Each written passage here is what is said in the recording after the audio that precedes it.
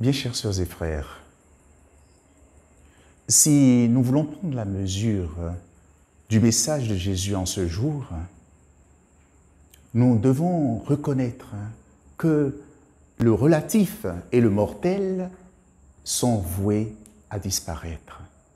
Seul demeure ce qui n'est pas temporel, ce qui donne le goût de l'infini, le goût de l'éternel.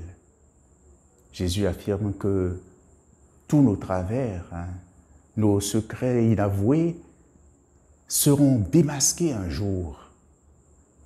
Quand triompheront la justice et la vérité, eh bien, tout sera connu. Dans l'Évangile, il nous dit « Soyez sans crainte, vous valez plus que tous les moineaux du monde. Ne craignez pas ceux qui tuent le corps. Mais après cela, ils ne peuvent rien faire de plus. Je vais vous montrer qui vous devez craindre. Craignez celui qui, après avoir tué, a le pouvoir d'envoyer dans la géhenne. Oui, c'est celui-là qu'il vous faut craindre. Pour suivre le Christ, pour entendre ce message de vie, ce message de foi qui nous est adressé aujourd'hui, il nous faut entretenir avec Dieu une nature de relation, d'abandon, de livraison de soi. Je m'abandonne à toi. Je m'en remets à toi. Et justement, la figure de sainteté que nous célébrons aujourd'hui illustre fort bien les exigences dont Jésus nous parle aujourd'hui. Il s'agit d'une femme, docteur de l'Église, qui ne pouvait ni lire la Bible, ni étudier les textes liturgiques, parce que précisément, elle ne comprenait pas le latin. Pourtant, elle est devenue docteur de l'Église, cette femme. Les nombreuses citations qu'elle faisait de Saint Paul, elle les faisait de mémoire.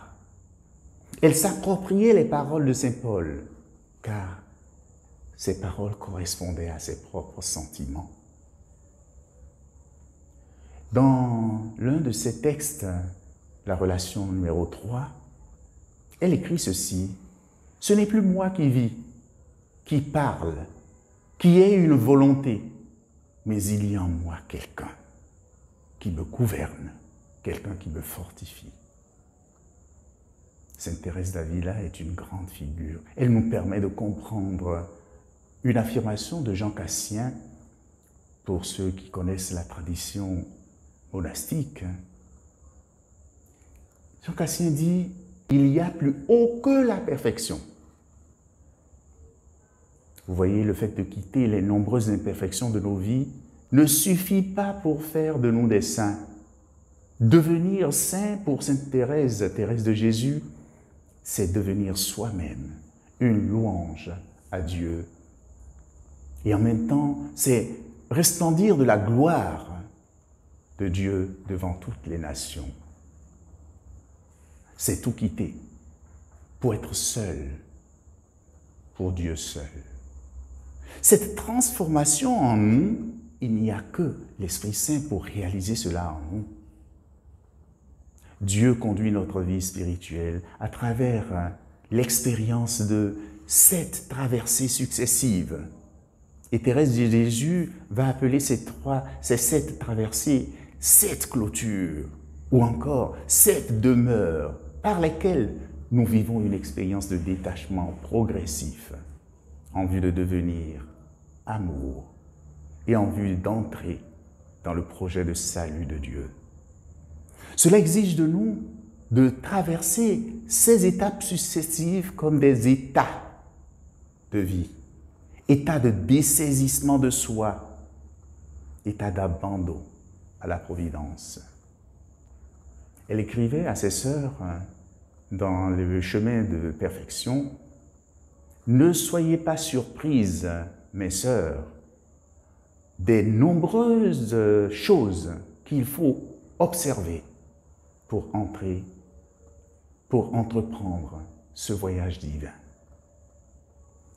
Notre chemin vers Dieu implique de se laisser entièrement habiter par l'Esprit Saint. Il s'agit de s'efforcer à pratiquer la perfection au quotidien, en avançant dans la vie, de perfection en perfection. Au fil des jours, ce chemin nous amène à percevoir notre vie plutôt comme la vie de Dieu en nous. Je ne désire rien que d'être entre tes mains, que d'être près de toi. Pour elle, Thérèse, toute vie humaine héberge un mystère. Et la vie dans le Christ, la foi au Christ nous permet d'approcher ce lieu intérieur où Dieu se dit à nous. Et c'est pour cela qu'elle nous apprend que faire oraison, c'est se fermer un instant les yeux pour les ouvrir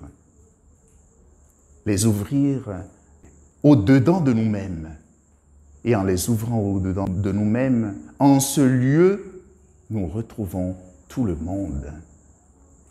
Qu'à la prière de la grande Thérèse, le Seigneur nous donne d'avancer sur le chemin de la vie parfaite, dans une union toujours plus forte avec le Christ. Je m'abandonne